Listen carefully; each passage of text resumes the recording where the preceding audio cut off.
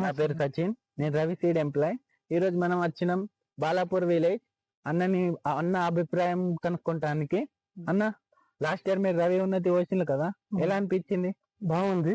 నా పేరు గోడి నీలేషు, Balapur village, బోరజ్ mandal, Adilabad district. పోయినసారి ఉన్నతి సీడ్ వేసాను. సీడ్ వేస్తే లేకనా ఎకరానికి ఒక 10 దిగుబడి వచ్చింది. అయితే వర్షాలు కూడా తట్టుకున్నది.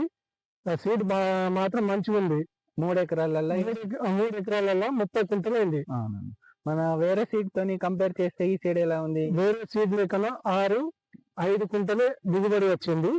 అయితే ఈసారి అయితే వేరే చేనులో నాది వేరే సీడ్ ఉన్నా అది తక్కువ దిగుబడి రావడంతో ఈ జైగు భూమిలో కూడా వర్షానికి తట్టుకొని ఎకరానికి 10 క్వింటల్ వచ్చింది. మంచిగా ఉంది సీటు.